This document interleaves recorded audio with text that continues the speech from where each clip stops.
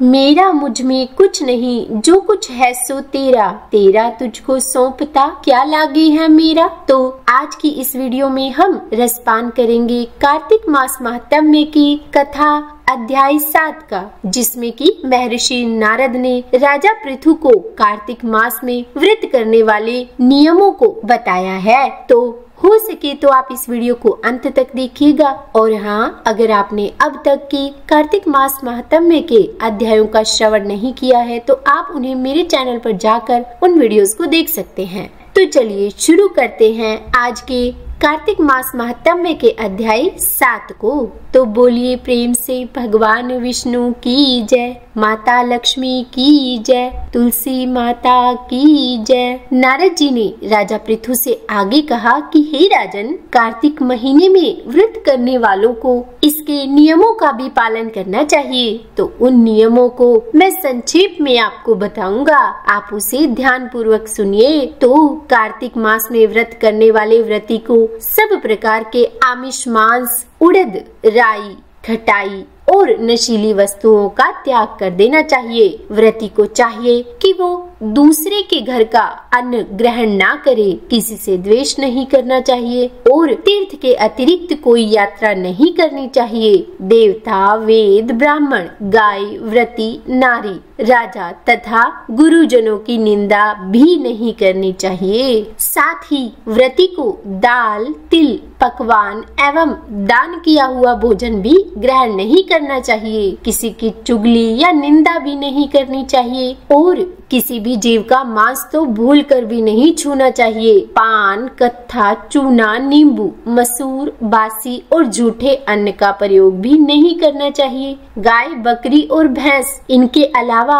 अन्य किसी पशु का दूध नहीं पीना चाहिए। कांसे के बर्तन में रखा हुआ पंचगव्य, बहुत से छोटे घड़े का पानी और केवल अपने लिए ही पके हुए अन्न का प्रयोग करना चाहिए। कार्तिक महीने में व्रती को चाहिए कि वो सदैव ब्रह्मचर्य का पालन करे। उसे धरती पर सोना चाहिए और दिन के चौथे पहर में केवल एक बार ही पत्तल में भोजन करना चाहिए। और हाँ, व्रती को कार्तिक के इस महीने में केवल नरक चतुर्दशी के दिन ही, यानी कि जिसे छोटी दिवाली भी कहा जाता है, सिर्फ उस दिन इस पूरे महीने में शरीर में तेल लगाना चाहिए। कार्तिक के इस महीने में व्रत करने वाले मनुष्य को सिंघाड़ा, प्याज, मट्ठा, गाजर, मूली, काशीफल, लौकी, तरबूज, इन वस्तुओं का तो प्रयोग बिल्कुल भी नहीं करना चाहिए। रजस्वला, चांडाल, पापी, मलेच्छ, पतित, व्रतहीन, ब्राह्मण द्रोही और नास्तिकों से भी बातचीत नहीं करनी चाहिए। और हाँ, हो सके तो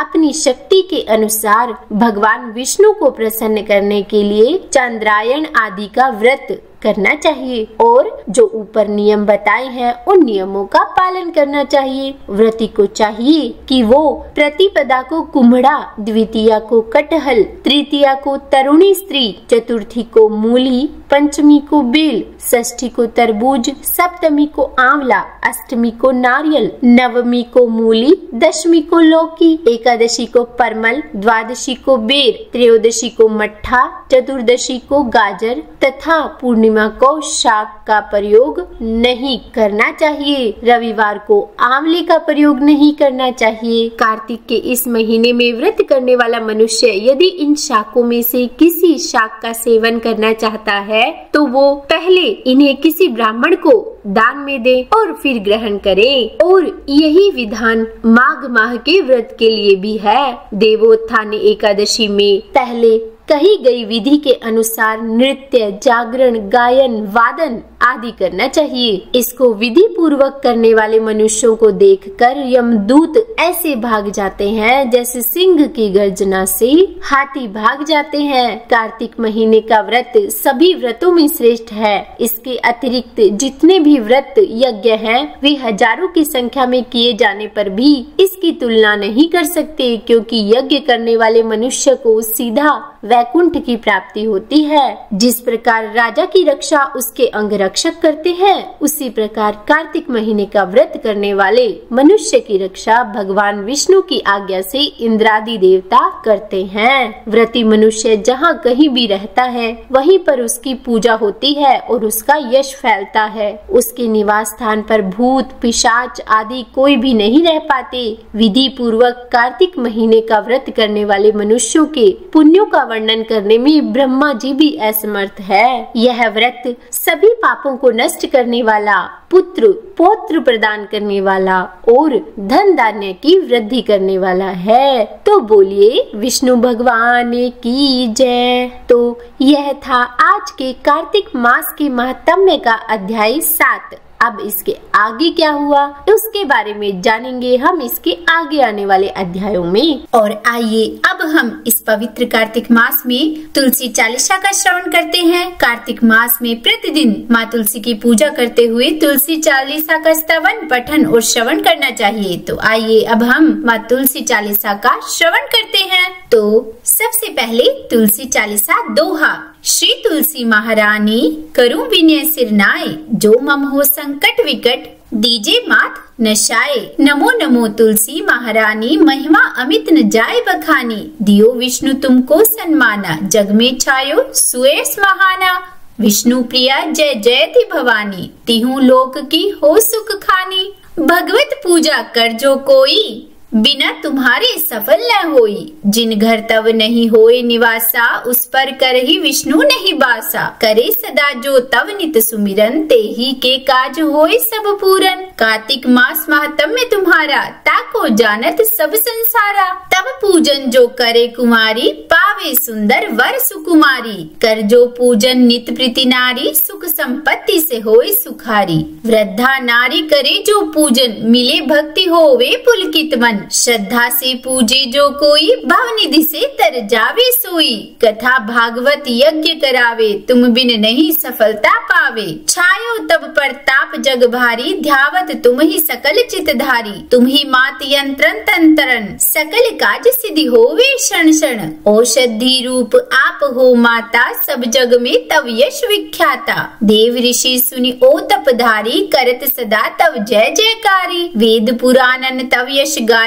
महिमा अगम पार नहीं पाया। नमो नमो जय जय सुख कारणी, नमो नमो जय दुख निवारणी। नमो नमो सुख संपत्ति देनी, नमो नमो अग काटन छेनी। नमो नमो भक्तन दुख हरनी, नमो नमो दुष्टन मद छेनी। नमो नमो भव पार उतारनी, नमो नमो परलोक सुधारनी। नमो नमो निज भक्त उबारनी, नमो नमो जन काज संवारनी। नमो नमो जय कुमति नशावनी, नमो नमो सुख उपजावनी। जयति जयति जय तुलसी माई, ध्याऊं तुमको शीश नवाई। निज जन जानी मोहि अपनाओ, बिगड़े कारज आप बनाओ।